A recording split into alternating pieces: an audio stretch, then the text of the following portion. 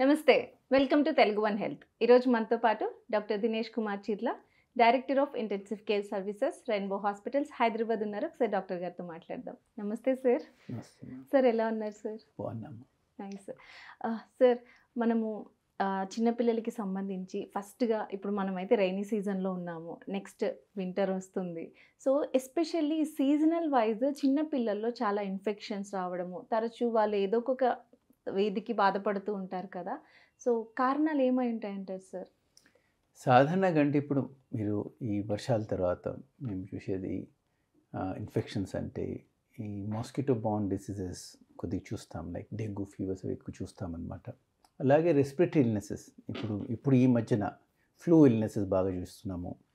RSP కావచ్చు, influenza illness కావచ్చు, Adreno virus and infection కావచ్చు. సో చిన్నపిల్లలు చాలామంది దగ్గు, జలుబు, ఒకసారి నిమోనియా లాగా ఇన్ఫెక్షన్స్ అవ్వచ్చు.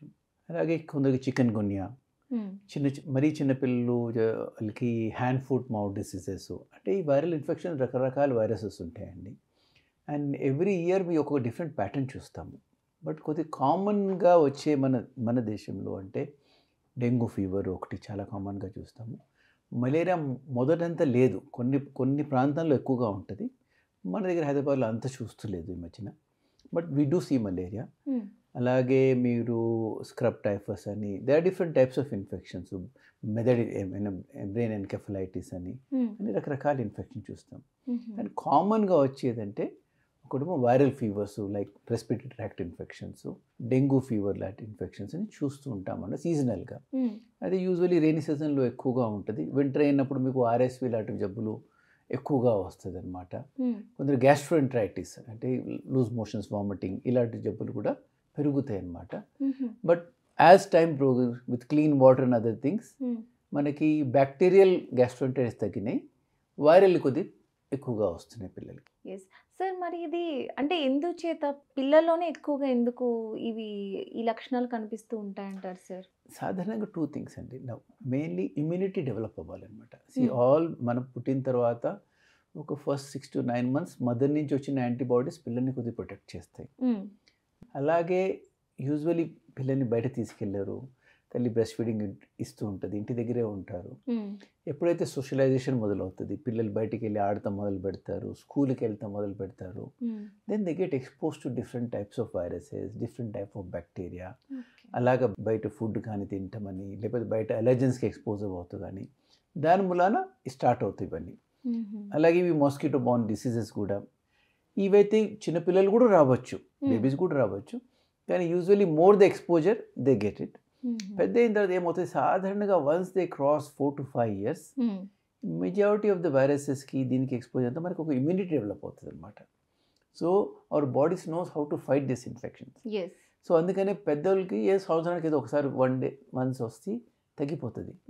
కానీ పిల్లలు అప్పుడు దాకా 4 to 5 years you will find children coming, parents రెగ్యులర్గా హాస్పిటల్కి వస్తాం అలా ఉంటుంది. బట్ ద సివియారిటీ అనేది is based on genetic factors, the general immunity factors. ఒక ఫ్యామిలీ నుంచి ఫ్యామిలీ అది వేరియబుల్ ఉంటుంది.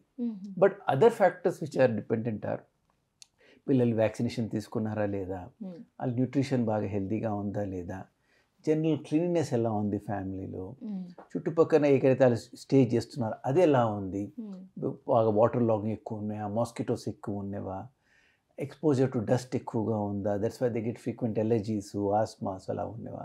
So these are multiple factors which will tell us ఇవి వాళ్ళకి ఎలర్జీస్ వస్తున్నవా, ఇన్ఫెక్షన్ వస్తుందంటే ప్రతి దగ్గు ఈజ్ నాట్ ఇన్ఫెక్షన్, ప్రతి జలుబు దగ్గు is not it could be allergy also. So these are multiple factors why children can get more infections compared to adults. Okay, so there can be anything sir, that especially పిల్లలు కాబట్టి just immunity build up అవుతుంది. Immunity build up అవ్వాలి. And it is normal, all people sort of grow up like this. Severity వేరే అవుతుంది. మరీ సివియర్గా వస్తుంది అనుకోండి, requiring admissions, requiring frequent sort of antibiotics something, then we have to check their immunity అనమాట. But కొందరికి fever వచ్చి 1-2 daysలో తగ్గిపోతుంది, ఆడుకుంటున్నారంటే దే పేరెంట్ ఎక్కువ వరి అవసరం లేదన్నమాట. Okay sir, nice, thank you.